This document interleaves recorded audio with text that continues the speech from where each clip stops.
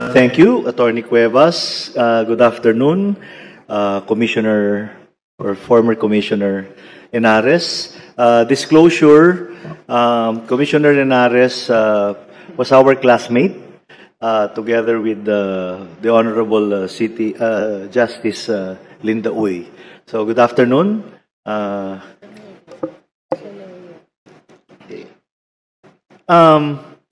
In the letter nominating you for Ombudsman, Presiding Justice of the Court of Tax Appeals Del Rosario stated that, and I quote, "You championed reforms that revolutionized the country's tax system." May I ask if you had also championed reforms to revolutionize the perceived graft and corruption within the Bureau during your time? Yes, I championed reform that revolutionized integrity in the Bureau of Internal Revenue by making sure that everyone knows that their performance is the one that will promote them, move them to a better office or not. No? So during my time, nobody gave me recommendation letters because everything is based on KPIs and everything is based on your own performance. On a larger picture, what is your assessment of the current state of graft and corruption in our country? The current, I think it's we have to accept, no matter how difficult it is, that the major problem we are facing is really graft and corruption. Especially with what's happening now. No?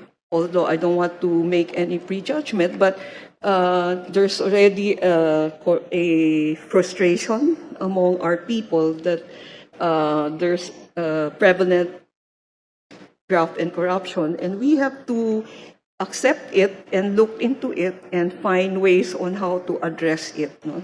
So that we can help our people. So if we are now to shift our attention to the Office of the Ombudsman, what earth-shaking reforms do you intend to institute or introduce in the office? Earth-shaking? I don't think it's earth-shaking. No? When I was preparing for this interview, I read up on all the laws that the Ombudsman is supposed to implement. No? I think the laws are good and it's there, but the problem is we do not implement it. So the thing that we need to do is implement it. And the other thing that we probably need to do also now with the Ombudsman is to bring back the importance of SALN, the Statement of Asset and Liability and Net Worth, because I think that has been relegated in terms of their importance.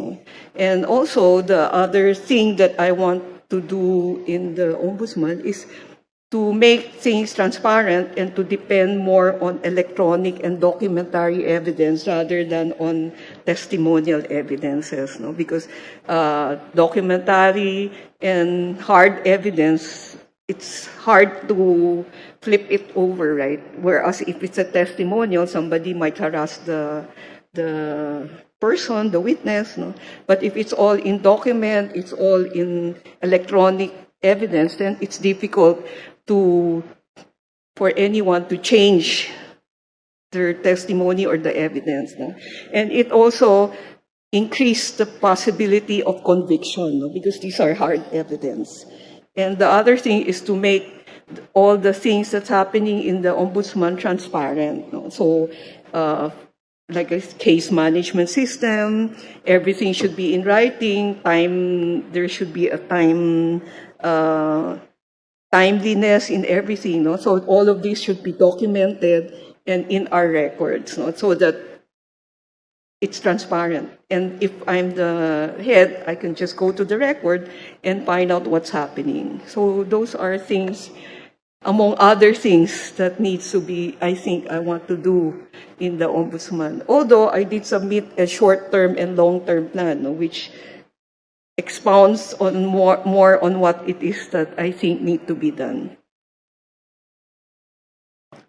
One of the major criticisms of Ombudsman Martires was that the conviction during his time, the conviction rate fell sharply from 61.2% in 2020 to 26.5% in a later year, raising doubts about the effectiveness of investigations and case prosecution.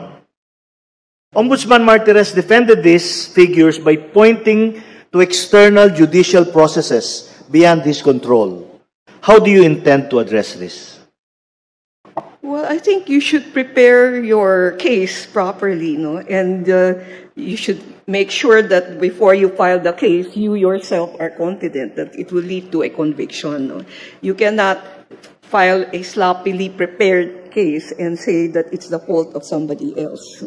So that will also be part of the KPI of the people in Ombudsman, no? That when you prepare cases, it should be there should be proper evidence, and you should be well versed in the rules on evidence, especially on electronic evidence, no? Because that's where everything is going to be in the future. So I think the first thing is you should look within the organization and find out what's wrong. Why is it like that? Before you start looking at somebody else and say it's the fault of somebody, another institution.